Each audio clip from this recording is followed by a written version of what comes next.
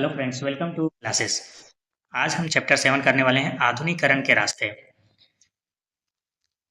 ये चैप्टर के जितने भी क्वेश्चन हैं, इंपॉर्टेंट सारे क्वेश्चन मैं इसमें लाया हूँ और इससे बाहर आपको क्वेश्चन नहीं पूछने वाले हैं।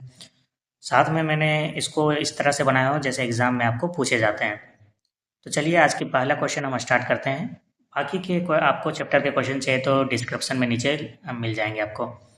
तो पहला जो क्वेश्चन पूछ रहा है हमसे वो है, चीन की प्रमुख विचारधारा क्या रही। देखो, ये क्वेश्चन आपको 1 नंबर के हैं और ये टोटल 10 पूछे जाएंगे थे, यानी कि 10 नंबर। तो हमसे पहला क्वेश्चन क्या पूछ रहा है कि चीन की प्रमुख विचारधारा क्या रही।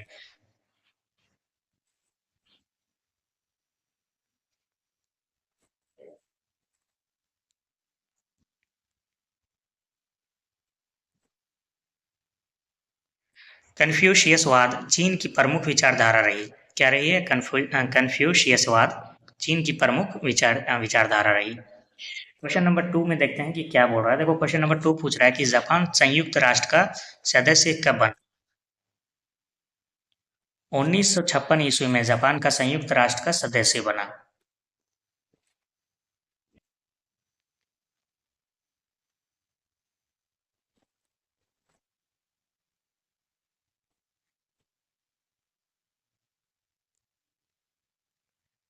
देखो, टाइपिंग विद्रोह कब हुआ था। टाइपिंग विद्रोह हुआ था 1851 ईस्वी से 1861 ईस्वी तक। चीन के राष्ट्रपति कौन थे?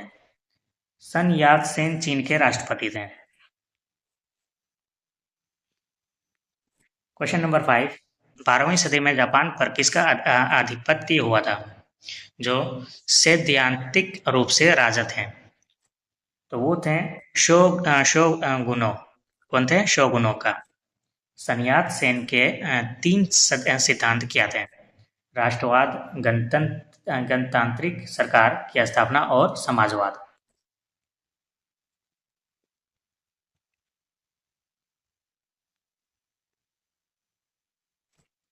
नंबर 7, सन यात सेन की मृत्यु के बाद कुओमिंतांग के नेता बनकर कौन उभरे? चियांग काइशेक।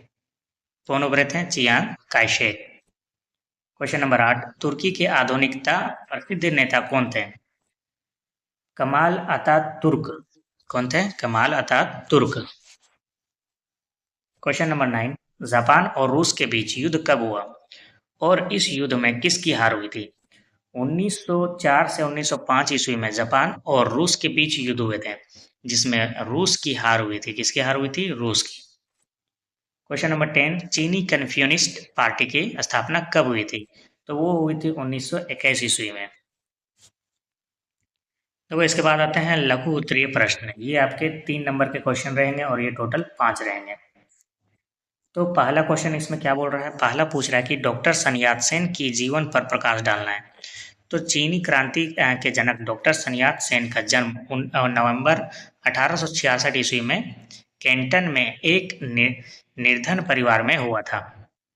मंच शासन के विरोध के कारण उन्हें जापान भाग जाना पड़ा, जहां उन्होंने 1905 ईस्वी में तंग मेंग हाई नामक संगठन का गठन किया। 1911 ईस्वी को चीनी क्रांति के समय वे चीन लौटे। क्रांति के पश्चात उन्होंने चीन की एकता और अखंडता की रक्षा किया। चीन के राष्ट्रपति साथ ही में वो चीन के राष्ट्रपति भी बने। क्वेश्चन नंबर 2, प्रथम अफीम युद्ध का तत्कालीन कारण क्या था? 1939 ईस्वी में चीनी सरकार ने अफीम की तस्कर व्यापार पे को रोकने के लिए कमिश्नर लिंग तसे हाशु को कैप्टन भेजा। उन्होंने अफीम व्यापारियों के समक्ष 2 मांगे रखी। पहला, विदेशी व्यापारी अपने समस्त अफीम सरकार को सौंप दे, और दूसरा क्या रखा था? भविष्य में अफीम व्यापार न करने का अवशासन दें।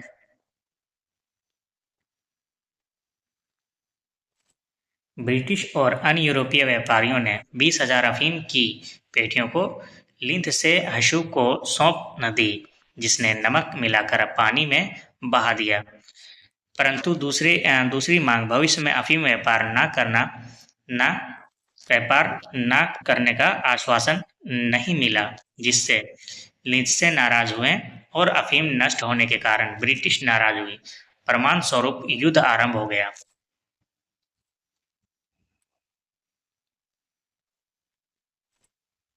क्वेश्चन नंबर 3, मेजी पुनर्स्थापना के क्या परिणाम हुए?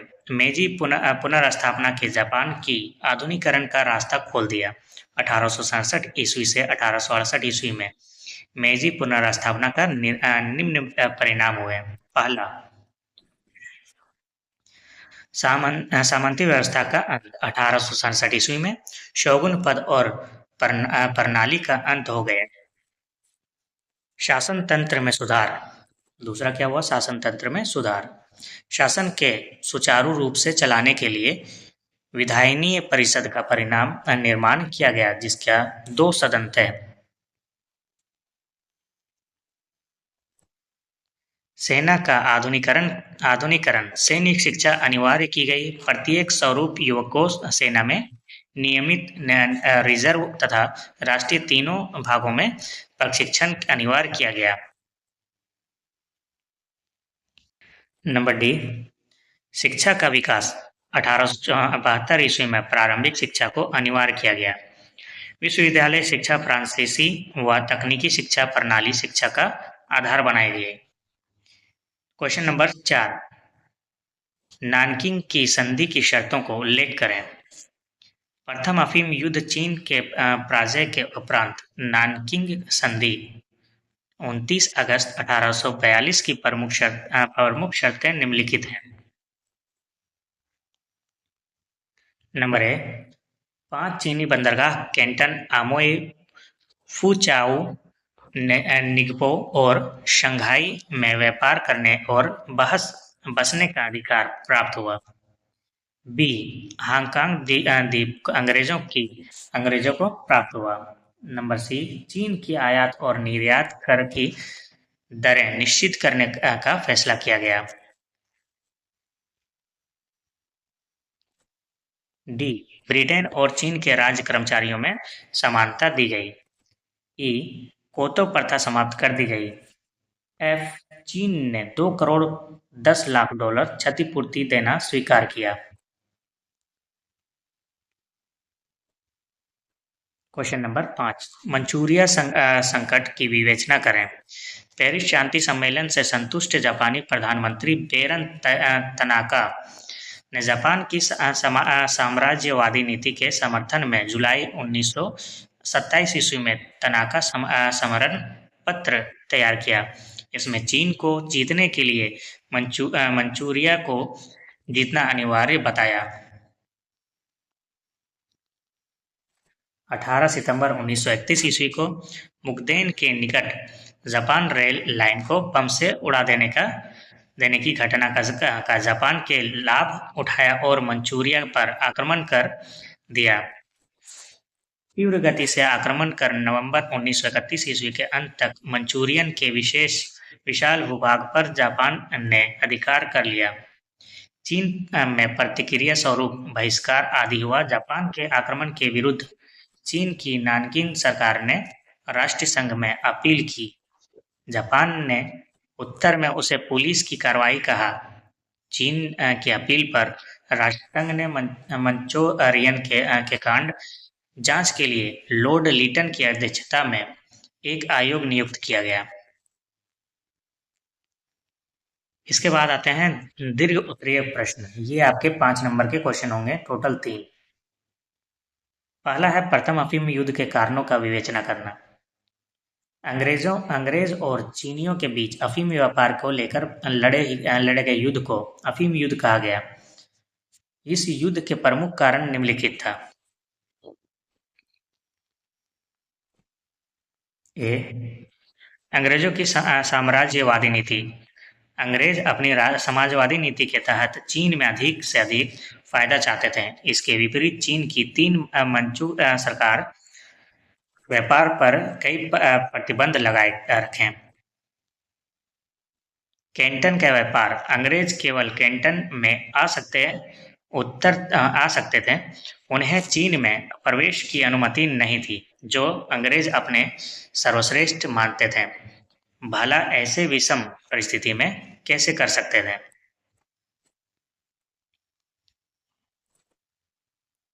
कोतो प्रथा चीनी मंचू साम्राज्य के समक्ष विदेशियों को कोतो प्रथा के तहत 3 बार घुटने टेककर 9 बार माथा जमीन पर टेकना होता था। यूरोपीय राज्यों के लिए यह प्रथा काफी अपमानजनक थी।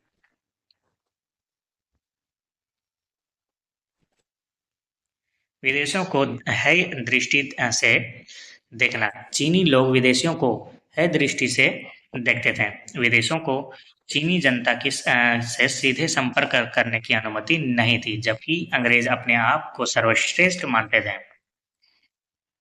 कोहांग माध्यम व्यापारिक गतिविधियों के संचालन के लिए 13 व्यापारियों को का एक को 13 व्यापारियों का एक कोहांग माध्यम चीनी सरकार द्वारा गठित किया गया था। यह संघ न्यूनतम मूल्य पर सामान्य अंग्रेजों से लेकर अधिकतम मूल्य पर चीन को बेचता था।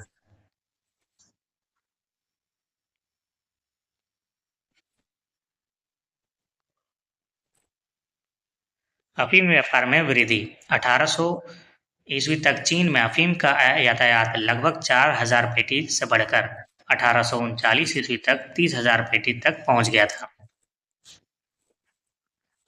अफीम के घातक परिणाम को देखते हुए चीन सरकार ने अफीम के व्यापार पर रोक लगाने हेतु कठोर कदम उठाए।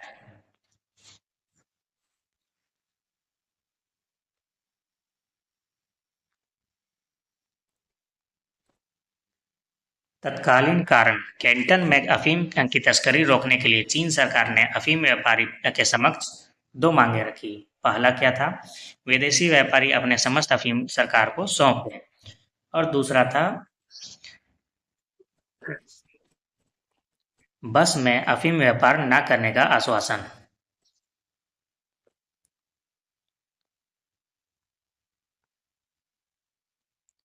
देखो यहाँ हो जाएगा भविष्य।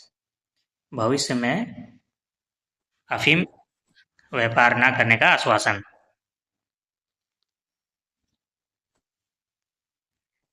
क्वेश्चन नंबर 2, यूरोपीय को चीन में प्रवेश करने से किन समस्याओं को सामना करना पड़ता था? 1514 ईस्वी में पुर्तगाली सर्वप्रथम चीन पहुंचे। चूंकि पुर्तगाली एशिया वाले को है दृष्टि से देखते थे, उन्हें उनके साथ गुलाम जैसा मानवीय व्यवहार करते थे, अतः मिंग शासकों ने उन्हें चीन में घुसने नहीं दिया। वह चीन से बाहर कैंटीन के समीप एक द्वीप पर आने लगे। 1557 ईस्वी में उन्होंने मकाओ में एक बस्ती बसाई। पुर्तगाली पश्चात अन्य देश भी व्यापार की आशा में चीन आने लगे। 1575 ईस्वी में स्पेन, 1604 ईस्वी में डच और 1637 ईस्वी में अंग्रेज एवं 1774 ईस्वी में अमेरिकी चीन पहुंचे।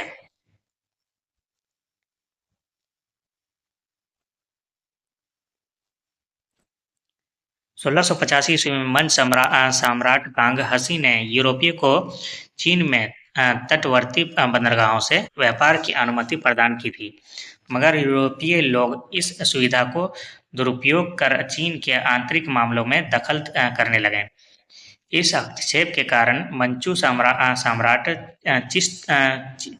चिस्नलंग ने 1757 ईस्वी में एक राजाज्ञा जारी कर यूरोपीय व्यापार मात्र कैंटन तक सीमित कर दिया। कैंटन में भी यूरोपीय को वर्ष भर रहने की अनुमति नहीं थी। गर्मियों तथा व्यापार के एक मौसम की समाप्ति के बाद उन्हें मकाओ जाना पड़ता था। चीनी सरकार नहीं चाहते थे कि यूरोपीय लोग कैंटन में अस्थायी बस्तियां बसा सकें।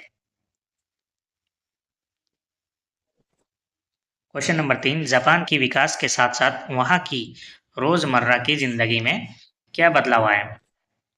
जापान के विकास के साथ साथ वहां की रोजमर्रा की जिंदगी में निम्नलिखित बदलाव आए। पैतृक परिवार व्यवस्था में कई पीढ़ियां परिवार के मुखिया के नियंत्रण में रहती थी, लेकिन जैसे जैसे लोग समृद्ध हुए, परिवार के बारे में नए विचार फैलने लगे। नए घर का संबंध मूल परिवार से था, जहां पति पत्नी साथ रहकर कमाते और घर बसाते थे। 1870 के दशक में नवीन विद्यालय व्यवस्था का निर्माण हुआ। लड़के लड़कियों के लिए विद्यालय जाना अनिवार्य कर दिया गया। माता-पिता के सम्मान करना, राष्ट्र के प्रति निष्ठा और अच्छे नागरिक बनने का प्रेरणा पाठ्यपुस्तकों में दी गई। आधुनिक कारखानों में 50% महिलाओं कार्य करती थी।